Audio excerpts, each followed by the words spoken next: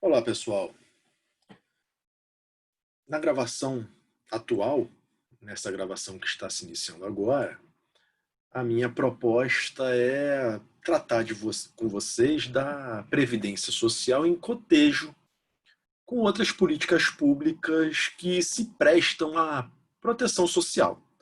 Eu já enfatizei bastante com vocês que, se é propósito da previdência a cobertura, a tutela, a proteção de pessoas em situação de risco social, é importante que a gente faça um paralelo com outras políticas públicas com perfil semelhante, que também visam a curadoria, o cuidado, a proteção aos cidadãos, aos componentes da sociedade brasileira. Pois bem, no regimento constitucional brasileiro, na ordem constitucional brasileira, lá pelo artigo 194 da Constituição, 195, por ali, existe uma norma, existe um preceito constitucional que tem um conteúdo mais ou menos assim. A Seguridade Social consiste num conjunto integrado de ações da sociedade e do Estado que visam o atendimento, que visam a cobertura de três necessidades ou de três políticas públicas estatais: saúde, previdência social e assistência social. Então, a Seguridade Social, e muita gente faz confusão, é importante que nessas aulas iniciais a gente faça aqui um acordo semântico sobre, tecnicamente, como usar cada expressão. Existe uma confusão muito grande entre previdência e seguridade social. Por que existe essa confusão? É até justificável que essa confusão exista, porque são conceitos próximos, que são conceitos que não são desconexos. Existe uma conexão entre eles, mas tecnicamente são conceitos distintos. Então, para uma boa formação técnica, é importante que você conheça as diferenças. Seguridade social consiste num conjunto, num grupo, numa coletânea, num universo de políticas públicas que o Estado conduz com o apoio da sociedade em busca de promover o bem-estar social nos pontos mais sensíveis que demandam cobertura estatal. E quais são esses três pontos que a Constituição considerou mais sensíveis? A saúde pública, a previdência social e a assistência social. Então, tratam-se de políticas públicas paralelas e convergentes. Paralelas e convergentes, que visam todas, ao final das contas, a proteção dos componentes, dos membros da sociedade brasileira nas suas demandas mais sensíveis, nas suas necessidades mais delicadas, aquelas que deixam a pessoa mais fragilizada. Como é que se dá e como é que a gente faz o confronto, a comparação entre essas três políticas públicas? Bom, a saúde pública é dita lá pela Constituição, lá pelo artigo 196, como um direito de todos e um dever do Estado. Só para falar da saúde, daria uma disciplina inteira, daria um semestre inteiro, daria um curso inteiro. Mas como é que a gente pode sintetizar o direito fundamental à saúde e as políticas públicas relacionadas à saúde pública?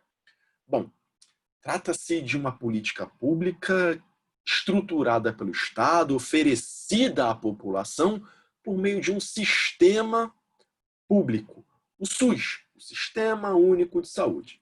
Funcione bem, funcione mal, ele é previsto na Constituição e ele é disciplinado no âmbito ordinário pela famosa Lei 8080 de 90, que é a lei que organiza, disciplina e regula o funcionamento do Sistema Único de Saúde.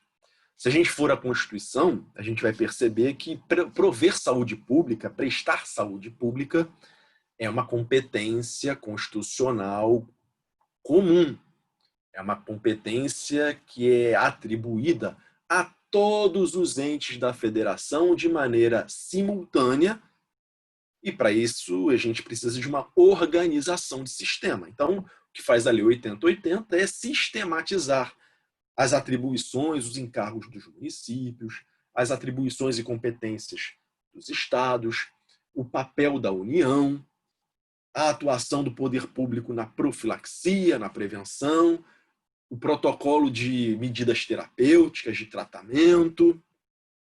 Enfim, tudo isso estará regulado nas suas linhas básicas na Lei 8080 e, em caráter suplementar, nos regulamentos do Sistema Único de Saúde. Regulamentos, né, do Ministério da Saúde, das instituições de gestão de saúde pública estadual, no âmbito estadual e no âmbito municipal. O que mais eu posso dizer a propósito da saúde?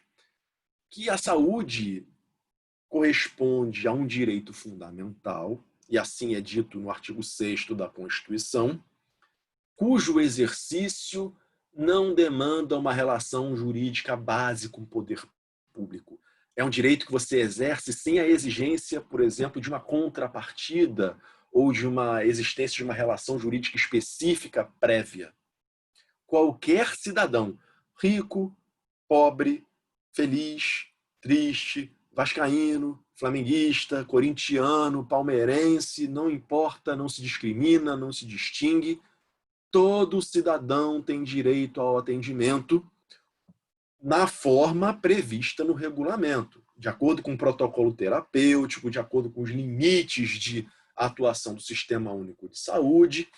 Todo cidadão tem direito ao atendimento. E se é que existe alguma controvérsia, a controvérsia diz respeito à extensão dessa cobertura, por exemplo, direito a terapias alternativas, direito a tratamento experimental, direito a tratamento fora do Brasil, a eventual possibilidade do estrangeiro utilizar o SUS, qual é a medida disso, qual é o limite disso. Mas, enfim, a gente estaria fugindo da nossa disciplina, que é o direito previdenciário. É um tema muito bonito, muito candente, muito inflamado, com questões muito bacanas, que foram muitas delas reacesas pela pandemia do coronavírus, da Covid-19. Mas, enfim, eu só quero que você lembre que se trata de uma política pública que está ali, como um satélite em torno da Previdência. Também há um satélite ao lado, em torno da Previdência Social, a política pública de assistência social, que tem um perfil também diferente. Então, saúde é uma política pública que diz respeito à promoção da saúde das pessoas. Prevenção, recuperação, manutenção da saúde da sociedade, das pessoas que integram a sociedade. Esse é o foco da saúde. Esse é o foco dessa política pública. A assistência social é uma política pública que visa, é mais complexa, ela visa salvar as pessoas que estejam em situação de grave vulnerabilidade. Salvar as pessoas que estejam numa situação de hipossuficiência extrema. E diversos fatores podem induzir a pessoa a essa indigência, a essa extrema hipossuficiência. A falta de dinheiro, a falta de recursos econômicos, obviamente, expõe as pessoas às mais diversas intempéries, dificuldades, mas também a violência contra o idoso, a violência doméstica, a violência contra a criança, a exploração do trabalho infantil, a exploração sexual, os abusos familiares, os abusos nas relações de trabalho, os abusos sexuais, os abusos de toda a ordem, geram uma fragilização humana que merece cuidados. Eu já cheguei a tratar, sem querer fugir muito do nosso escopo, deixa eu pegar aqui. Eu cheguei a tratar do direito fundamental à assistência social numa obra publicada em 2002. Para quem tiver interesse, me manda um e-mail, eu não tenho o menor interesse em comercializar isso, não tenho o menor interesse sei lá, em nenhuma vantagem econômica. Eu disponibilizo para quem quiser o PDF do livro completo. Em determinado momento eu escrevi uma obra, está aqui, o Direito Fundamental à Assistência Social, para tentar parametrizar no que consiste a assistência social enquanto política pública, o que se deve esperar do poder público, qual é o papel da família no apoio assistencial às pessoas, e o que eu mereço, o que eu acho que devo ressaltar aqui e agora para vocês é que se trata de uma política pública que, por vezes, tem caráter distributivo de renda. A gente conhece programas assistenciais que têm esse perfil distributivo ou redistributivo de renda, o Bolsa Família.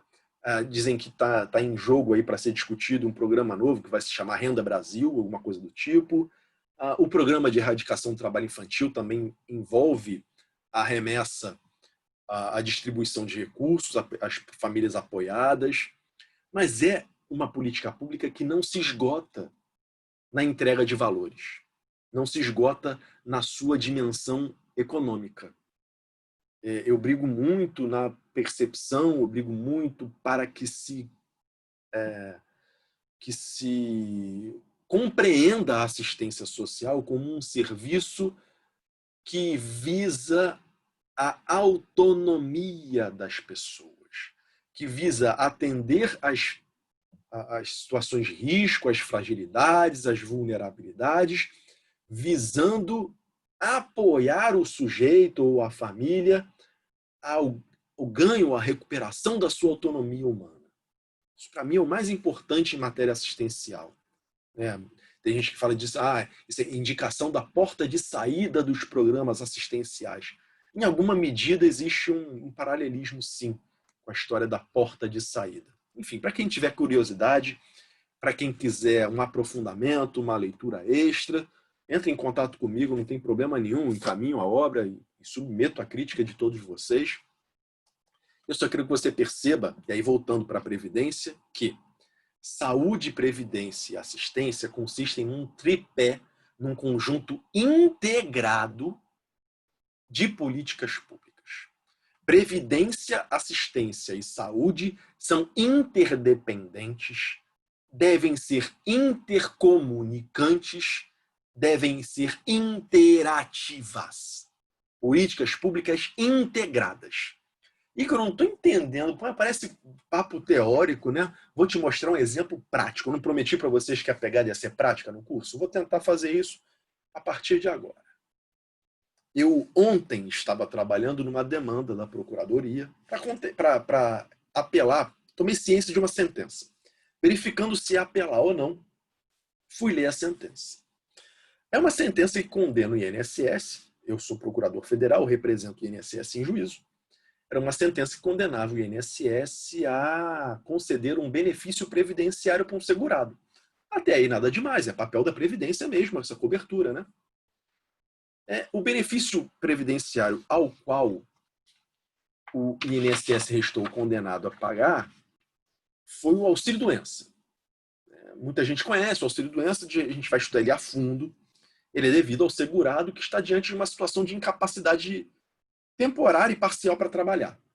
É alguém que está passando alguma situação de saúde precária, alguém que está com alguma dificuldade de saúde, e aí fica afastado do trabalho, e quando a pessoa fica afastada do trabalho, ela não consegue se manter, não vai ter renda, não vai ter o ganha-pão, e aí a Previdência vai assumir esse papel de protetora, né? Vai pagar um benefício que substitui a renda salarial do sujeito.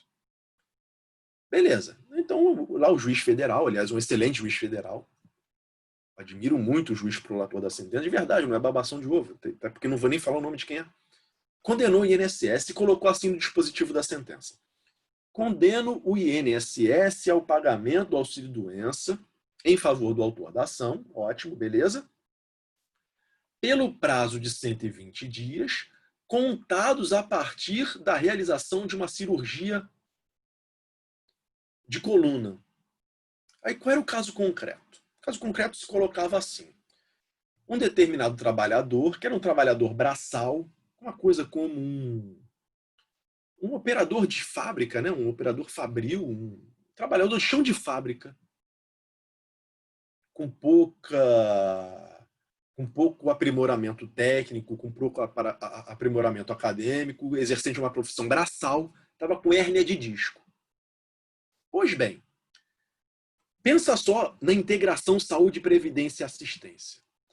Se a saúde pública funcionasse de maneira ótima, de maneira excelente, acompanhando esse trabalhador para prevenir o aparecimento da hérnia de disco, ele não teria que se afastar do trabalho, a empresa teria a mão de obra disponível, a produção empresarial não ia ser prejudicada, a previdência não ia ter que ser chamada a proteger, não ia ter a despesa do benefício, não ia ter o conflito judicial, o judiciário não ia ter mais uma demanda judicial e eu não ia estar falando isso para vocês. Então veja só, se o aspecto preventivo, profilático da saúde pública funcionasse no Brasil num nível excelente, a gente ia ter menos pressão sobre a Previdência. Com certeza. Aí veja só como é que a integração é mais importante do que isso. Porque lembra como é que foi a sentença? Condena o INSS a pagar o auxílio-doença em favor do segurado fulano por 120 dias, contados a partir da data da cirurgia. O que isso está dizendo para mim? Que o sujeito tem um diagnóstico de hérnia de disco, ele está sentindo dor, ele está de cama em casa, ele não se aguenta em pé, não se aguenta trabalhar. E ele está na fila do SUS para fazer uma cirurgia. Então, tem lá, aqui no Rio de Janeiro, acho que no Brasil todo, tem uma lista, né, uma ordem cronológica, uma fila para procedimentos terapêuticos. Essa lista está num sistema, acho que é o CISREG, o Sistema Regulatório de Saúde, pelo menos aqui no Rio de Janeiro se chama assim, o CISREG.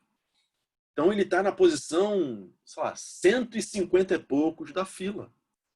Sabe-se lá quando essa cirurgia vai acontecer, porque ele tem que também agendar os exames pré-operatórios, né? Fazer os exames de risco cirúrgico.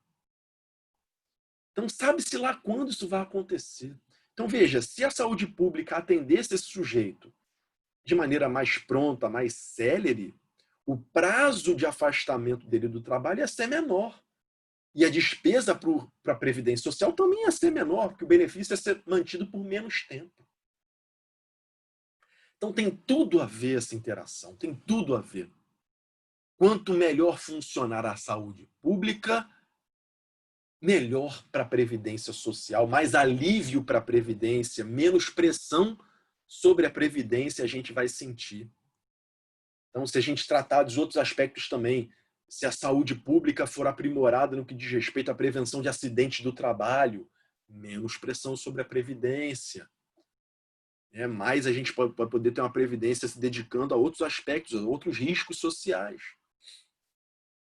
E a assistência social, o que ela tem a ver com saúde e previdência? Ela vai cumprir um papel subsidiário. Essa é a palavra-chave para a assistência social. Ela é o soldado de reserva, porque a gente sabe também que tem uma massa enorme de pessoas que estão à margem do mercado de trabalho formal.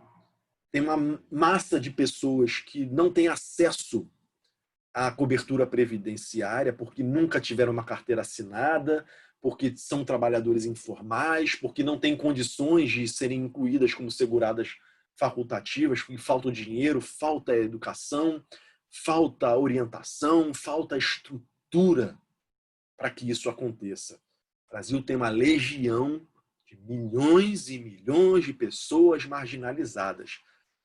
E essas pessoas, quando perpassam situações de risco, precisam do apoio, precisam do socorro, precisam da assistência oferecida pelo Estado. E aí existem vários programas, como eu disse, de cobertura. Tem na LOAS, a gente vai estudar, no momento certo, um programa de assistência social com distribuição de renda a idosos deficientes. Tem o PET, de erradicação do trabalho infantil, tem o Bolsa Família, tem outros.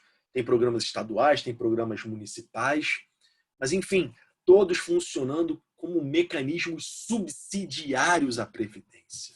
Isso é importante.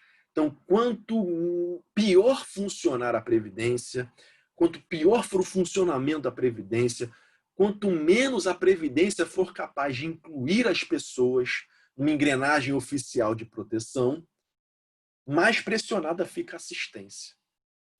Mais gente vai migrar para os programas de assistência social ao invés de permanecer na engrenagem do sistema de previdência social. Então, uma coisa puxa a outra. E a gente pode falar também da interação de saúde e assistência, porque a indigência, os problemas sociais crônicos, muitas vezes estão associados a problemas de saúde pública, né? Basta lembrar dos exemplos das pessoas drogadictas, né? Dos viciados em drogas, do alcoolismo, dos dilemas que envolvem a saúde das pessoas em situação de população de rua, as questões relacionadas à violência doméstica, violência infantil, os danos psíquicos que as situações de vulnerabilidade impõem às pessoas que lidam com essas dificuldades. Enfim, existe uma interconexão bastante relevante, bastante significativa, e eu te proponho, daqui para frente, sempre contemplar, entender e assimilar a previdência social como uma política pública, como uma fórmula, como um mecanismo integrado a outras políticas públicas que visam o bem-estar social da população brasileira, especialmente as políticas públicas de saúde e assistência social, porque elas juntas formam o tripé, o trinômio da seguridade social. Até o próximo vídeo, já volto.